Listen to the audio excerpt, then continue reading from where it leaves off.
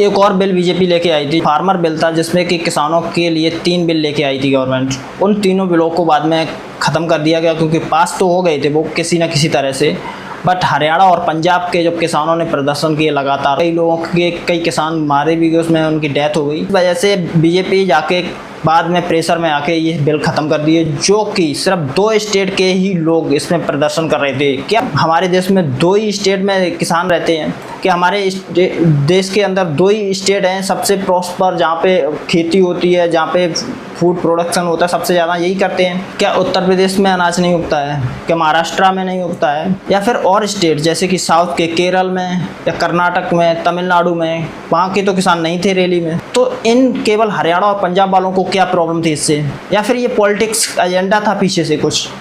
देखो, लोगों ने कोई भी जांच नहीं की, कुछ भी पता नहीं किया। जो बाकी लोग थे वो चुप रहे, जो भी प्रदर्शन कर रहे थे वो लगातार करते रहे, जब तक ये बिल ख़त्म नहीं किए गए तब तक। तो क्या पता लगता है इससे कि हमारे समाज में जो भी चीज़ें हो रही हैं किसी एक पर्टिकुलर इंसान के लिए प्रॉफिटेबल नहीं है, या फिर उसके लिए ऐसा तो हो ही नहीं सकता कभी भी गवर्नमेंट कोई बिल लेके आए जो कि किसी एक इंसान को हानि पहुंचा रही हो, दूसरे को लाभ पहुंचा रही हो। ऐसा ज़रूर हो सकता है कि एक इंसान को लाभ पहुंचा रही हो, दूसरे को लाभ ना पहुंचा रही हो। जब तक ये धरना प्रदर्शन चले, जब तक ये बीजेपी ने दोनों बिल को मतलब ख़त्म नहीं कर दिया, कि बाकी स्टेट में अनपढ़ लोग हैं या फिर बेवकूफ़ हैं या फिर वो ना समझ हैं।